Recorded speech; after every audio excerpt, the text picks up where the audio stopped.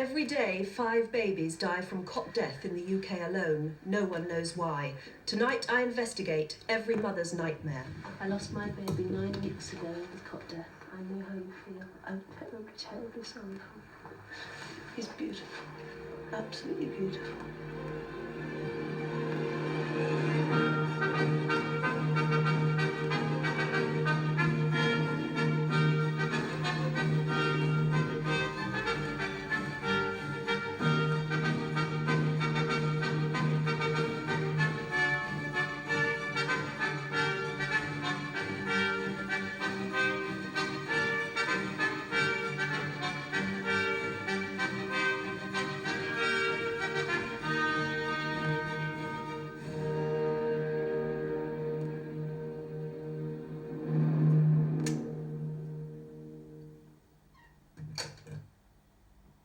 It was Oliver's 4th birthday, and we had just sung Happy Birthday to him in his bedclothes in his bedroom, and I went downstairs into the garden to clear the garden because we were preparing for a summertime party, when suddenly I heard the strangest noise.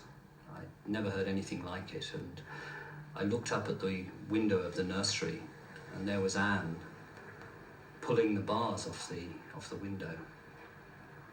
But when I got to the top of the stairs, the nanny was there, white-faced, with the 2 boys screaming, and the nanny just said, "The baby's dead." I can't even remember whether I was believing anything at that point or thinking anything, but I just lifted the arm, his right arm, and his whole body came with it. He was quite stiff and quite cold. And I don't know, at that point it's as though everything goes into slow motion.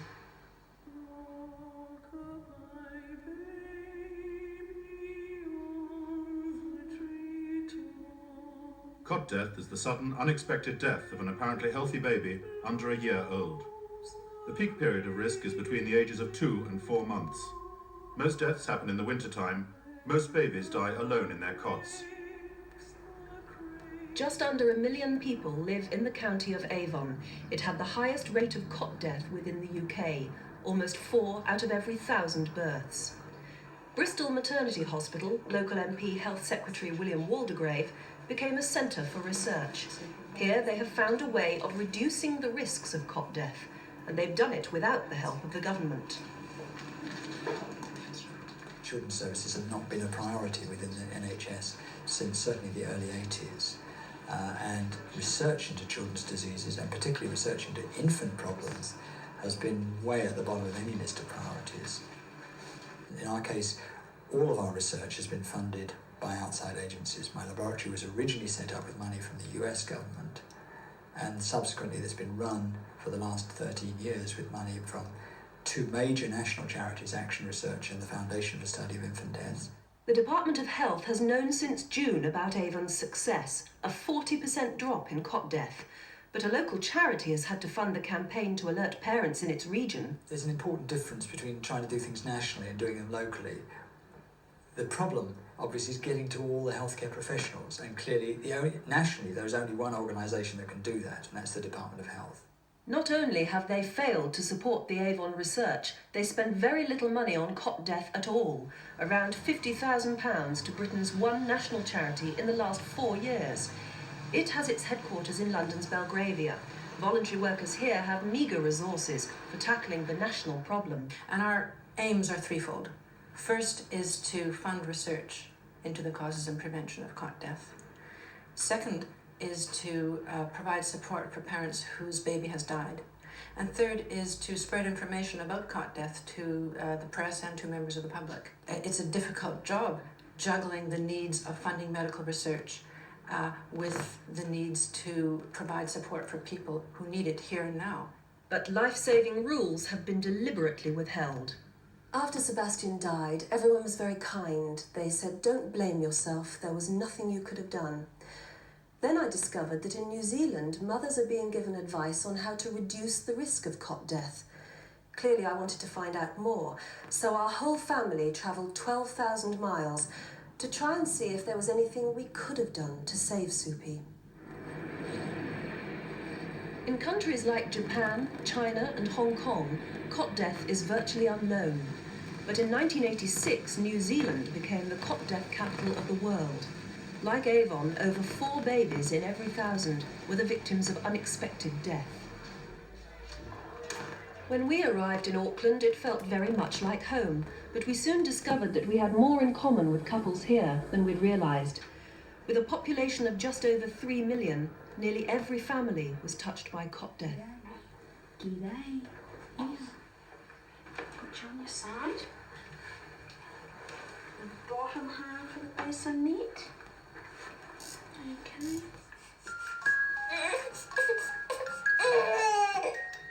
We've got a family history of cot death. My husband lost his youngest brother, and on both sides of the families, we've both lost cousins at various ages, from 6 weeks up to a year old, from cot death. And our first daughter, she died at 7.5 months old. At Christie's funeral, there was between 10 and 15 families that had lost a baby. And people are very aware of what's going on because everybody knows somebody that's had a cot death. New Zealand has always been a leader in child health care. Its government took the steady rise in cot death rates seriously. The first step, a nightly advertisement telling parents how to resuscitate a baby that had stopped breathing. Gently let your breath flow into baby's lungs and feel the tummy rise as the lungs fill. After 4 breaths, check to see if baby has recovered. If not, keep breathing for baby for at least 5 minutes. This message will be on again. Please watch it again and learn how you could save your baby's life if breathing stops. It's Bubba. Right? We'll take out the old ones so we can put some new ones in. But babies continued to die. The search for cause and cure went on. 4 years ago, the government funded a major research project. It was to last 3 years, cover the whole country, and look at the relationship between childcare practices and sudden infant death.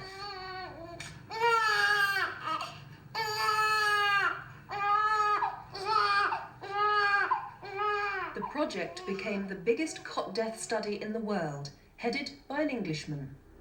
We looked at a range of infant deaths, and over the 3 years we had 485 cot deaths in our study area. And we compared those 485 infants with 1,800 control infants. At the end of the first year, they found that almost 73% of cot death victims were sleeping on their stomachs. Over 63% of cot death victims had mothers who smoked, and over 1/3 of babies who died were not being breastfed. Because of the concern about cot death in New Zealand, we were under a lot of pressure to produce results very quickly. And so analysis of the first year of the data showed 3 risk factors very clearly. We didn't need 3 years worth of data to show it.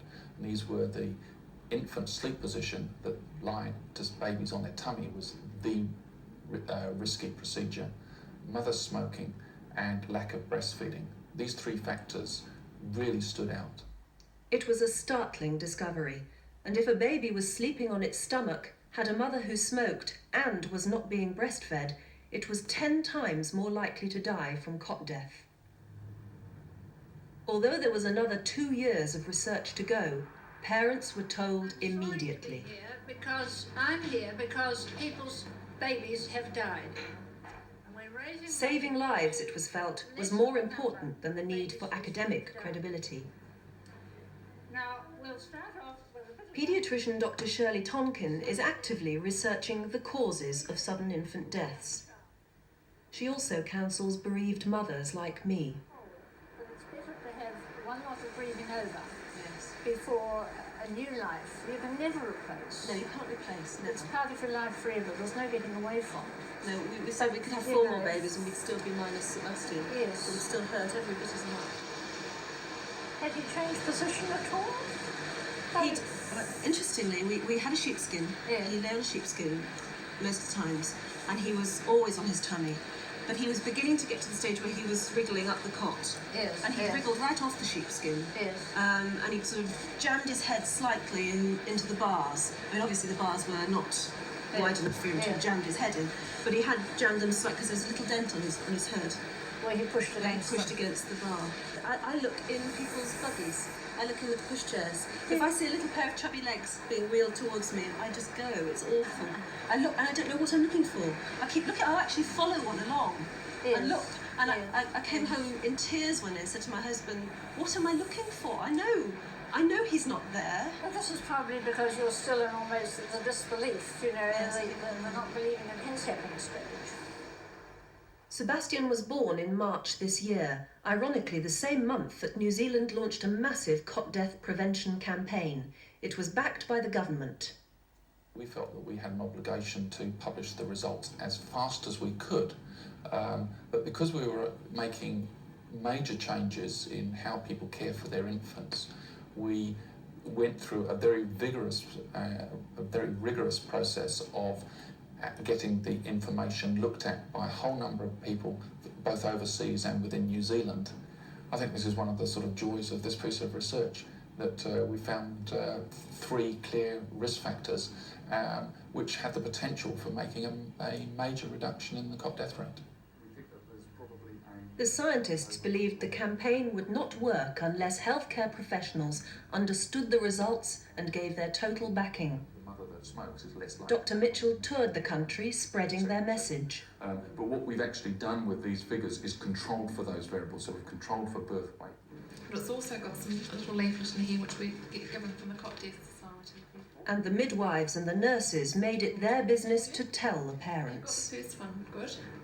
Either when you put him to bed, either on his back or his side, like he is now.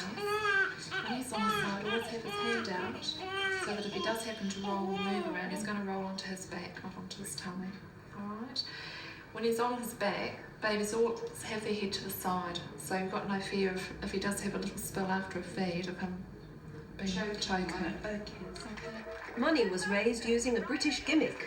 Join in the fun. And even politicians were united. We don't often see eye to eye. But we do see nose to nose.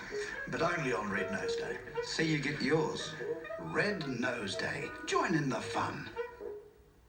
New Zealand has the highest cot death rate in the world, but there are things you can do to lower the risks for your baby. New Zealand television broadcast an advertisement about sleeping position several times a night. On his tummy. Within 6 months, the campaign had cut the New Zealand cot death rate in half. Where he's quite safe. It's very simple, and it's one of the most important safety measures for your baby. They were aired a lot at prime time, and I've had a lot of response from the public about them. There wouldn't be a week go by when I don't get a letter from somebody saying, "We owe our baby's life to this ad." Meanwhile, along with thousands of other mothers back home, I was sleeping my baby on his front, just as I had done with my other 2 sons.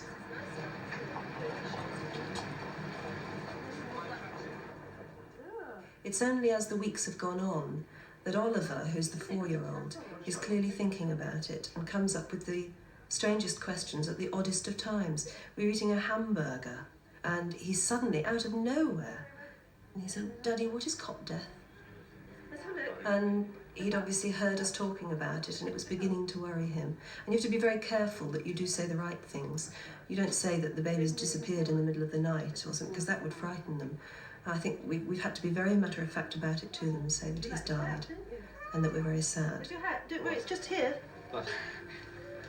Oh, no, that's... What hasn't Jamie got? Can you do a 12? Do a 12. Oh, that's very... Black trousers. It's lovely, actually. Black trousers. Not satisfied with a 50% reduction in cot death rates, the scientists continued their research. The further south you go in New Zealand, the colder it gets, and the higher the cot death rates. In the university city of Dunedin, the minimum winter temperature can be as low as -8 degrees, and only 5% of the population have central heating. Did cot death have something to do with body heat? Because we were interested in temperature control, we developed a computer model of babies' heat loss. And when we modelled what happened when you lay on your front with your face down into a very soft mattress, you actually cover probably the most important surface for getting rid of heat. And in fact, your heat balance changes such that you'll cope with even much lower temperatures. But the top end of what you can cope with comes down as well. And it'll also change with infection, won't it? That's exactly the issue. So if something else comes along that makes the baby produce more heat, even if the room temperature has stayed the same, then if the baby is too heavily insulated, then he won't be able to get rid of the extra heat that he's producing. Unwilling to experiment on babies, they tried something else.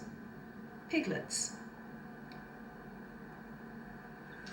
The electronic devices look cruel, but scientists here are only mimicking the layers of clothing that Dunedin mothers used to put on their infants.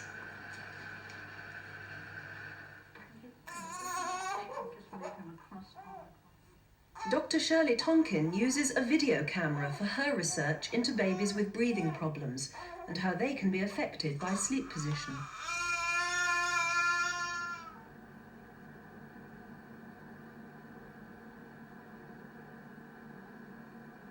In this tape, running at 4 times normal speed, a sleeping baby wriggles up against the bars of his cot, just like Sebastian, who also had breathing problems at birth.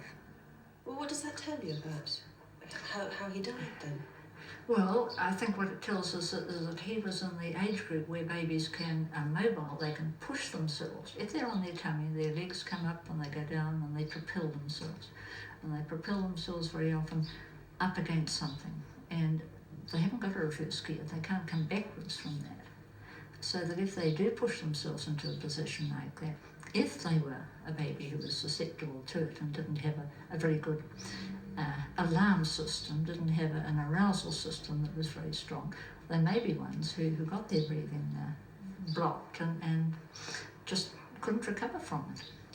I've got no proof for that. I just think from the findings after babies died and the sort of positions in which they're found, obviously it wouldn't have been easy to keep breathing in that position.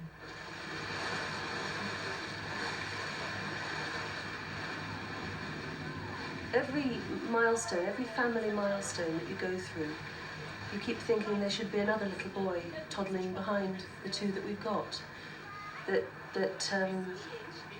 I wanted a 3rd little boy there following in Jamie and Oliver's footsteps, and he never will be, and the absence of him will always be very strong. There's the doo-doo, the wise old owl saying, don't smoke. And then you've got the tui saying, put baby on. This year, the New Zealanders have discovered another risk factor. Some of these Maori parents have been taking their babies to bed with them because they don't own cots. Research shows these babies are nearly 3 times more likely to be victims of sudden infant death. If you're drinking, on dope, or any of those things, that you don't have your baby in that bed with you. Our message to New Zealand parents is not that you shouldn't take the baby to bed with you, because I think it's important for parents to cuddle babies and maybe it will make breastfeeding easier. But when the parents are going to go to sleep, it's important that the baby is put back in its own cot. Jesse Rangiora Biddle died in bed with his mother. And as I illustrated before that, though she was conceived in sin, and yet she bears no sin. In Maori tradition, the family keep a vigil by the dead baby for 3 days. And yet, it's into the arms of our Lord and Saviour Jesus Christ that she goes through.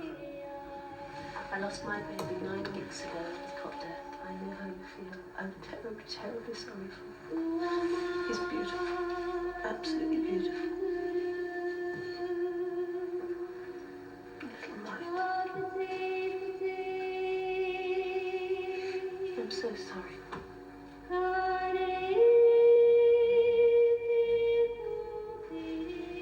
The golden rules introduced in New Zealand have already been copied by other countries.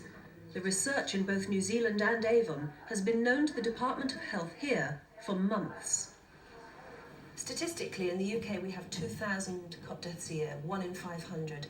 How much could we reduce that rate just by adopting your 3 golden rules? Well, if New Zealand figures are anything to go by, you could reduce that to a quarter of what it currently is. I think it's time that other countries follow the lead. And I'm pleased to say that the Australians have already launched a cot death prevention program, and I think it's time for the UK to do so. While the government drags its feet, the Foundation for the Study of Infant Deaths today launches the first national campaign. It endorses some of the New Zealand rules. No one knows how many British babies sleep prone, but a study in the South West Thames Health area is trying to find out. Amazingly, it was funded by the British Foundation, partly to back up the New Zealand research. So why haven't our mums been given the same life-saving advice until now? Of course, I think with hindsight there can be accusations made on almost any topic, not just this one. Even now, there are medical experts in the UK that are saying, don't know, it's not proven yet, I don't know, maybe it's a very serious thing we're taking on here, maybe we shouldn't be saying it. Even now that's going on. It's not a black and white thing. It is a difficult decision to take when to go public with medical information because, as Shireen said, there's a tremendous responsibility. And that responsibility belongs to the British government. The Secretary of State and his minister both declined an invitation to appear on this programme. A statement from the Chief Medical Officer says, I'm now considering to what extent, if any, the advice currently offered should be updated or added to. I've asked a group of experts to report to me so that I can decide what further advice to give parents. All the government have really done so far is announced that confidential inquiry will get going in early 1993. The question of the detail, how will they go about it, what systems will be set up, how will it be funded, very important question. Those questions have not been answered yet. The government have told us that they are now considering those questions. They have said the foundation will be brought in on the consultation process in answering those questions. But I can't say yet whether they're going about it the right way because I don't know what they're planning. There's other criticism from those concerned with infant death in Britain. The inventor of this baby check system has received international praise, but no government funding. Cot death is the commonest single cause of death in infants in this country after immediate newborn problems. I therefore think that this is something which the government should be targeting. Government advice is confusing. When Sebastian was born, the pregnancy book said, The safest way for babies to sleep is on their fronts. Today it says, No one sleeping position is clearly better than another, so you can choose. I was a strong believer in babies sleeping on their tummies. I believed it was better for them developmentally. If somebody had just said to me, do you know that the latest thoughts are that you should put them on their back, I would have found out a bit more about it and I would have done it. And we'll never know whether that would have saved his life that night because we don't know how many other things might have been affecting him that night.